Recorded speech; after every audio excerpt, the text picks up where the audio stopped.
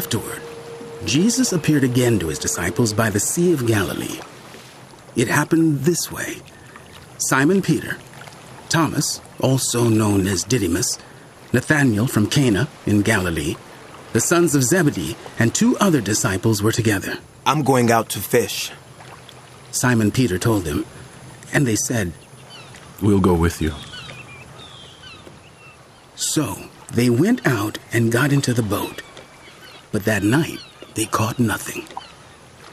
Early in the morning, Jesus stood on the shore, but the disciples did not realize that it was Jesus.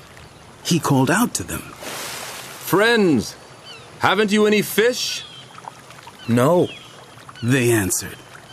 He said, Throw your net on the right side of the boat, and you will find some.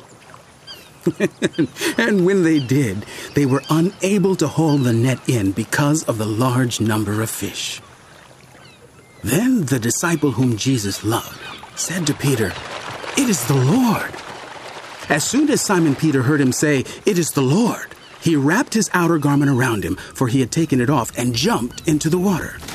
The other disciples followed in the boat, towing the net full of fish, for they were not far from the shore, about 100 yards. When they landed, they saw a fire of burning coals there, with fish on it, and some bread. Jesus said to them, Bring some of the fish you have just caught. Simon Peter climbed aboard and dragged the net ashore. It was full of large fish, 153. But even with so many, the net was not torn. Jesus said to them, Come and have breakfast. None of the disciples dared ask him, Who are you? They knew it was the Lord. Jesus came, took the bread and gave it to them, and did the same with the fish. This was now the 3rd time Jesus appeared to his disciples after he was raised from the dead.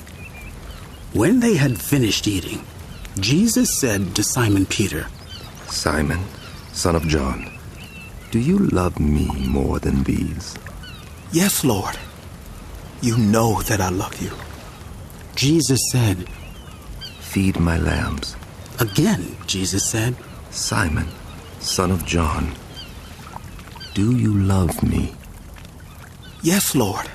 You know that I love you. Jesus said, Take care of my sheep. The 3rd time he said to him, Simon, son of John, do you love me? Peter was hurt because Jesus asked him the 3rd time, Do you love me?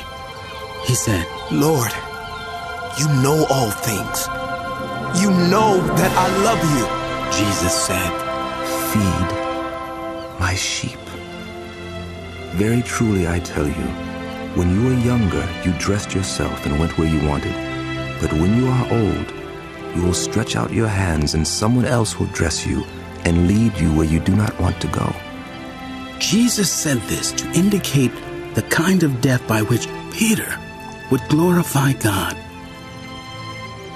Then he said to him, Follow me.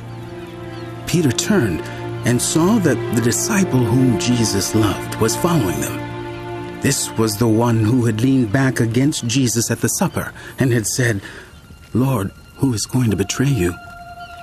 When Peter saw him, he asked, Lord, what about him? Jesus answered, If I want him to remain alive until I return, what is that to you? You must follow me.